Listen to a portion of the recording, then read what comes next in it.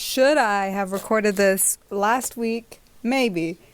Am I recording it now? Yes, and that is all that matters. So, what we are talking about today, and you can put this on the background while you're flipping through my slides and stuff, is cancel culture and toxic positivity. Which it came to my surprise that not a lot of people know what toxic positivity is.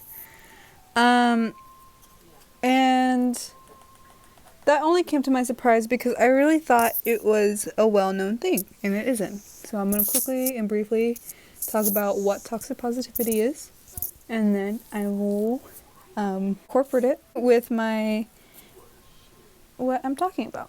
So, toxic positivity is basically the act of being overly positive it's basically being fake with positivity.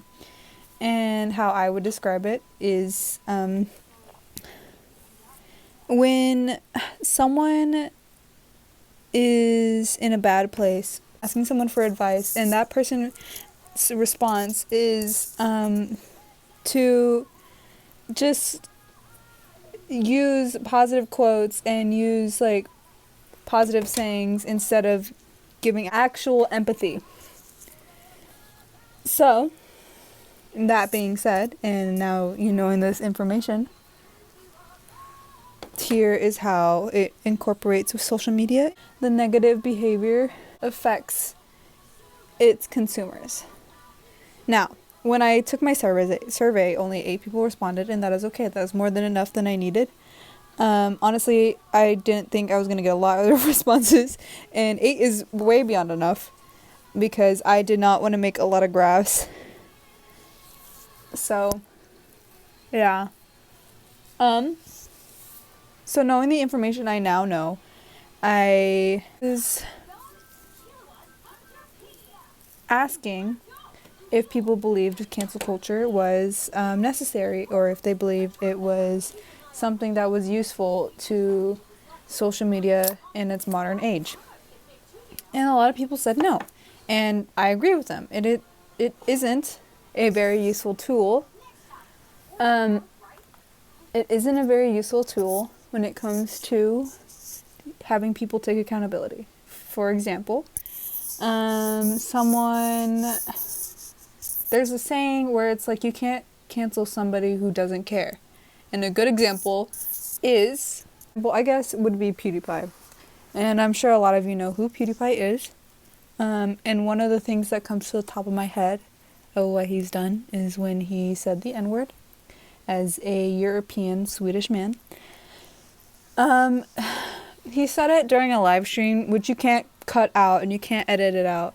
But of course, he made an apology. And he's always had some sort of backlash. So he's always had some sort of hate. And he just, at some point, I'm pretty sure, I'm 100% positive that he's deleted Twitter.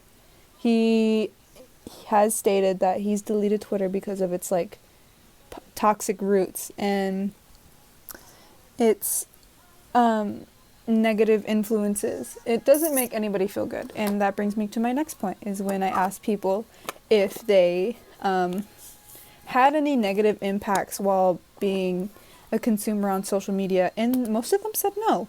And that came to a surprise to me because my last question was if anybody had felt any sorts of insecurities and found themselves comparing themselves to their friends or influencers or anybody like that. And a lot of them said yes. Out of the 8 people that I asked, 1 person said no. Which, I mean, wouldn't that be a negative impact in and of itself?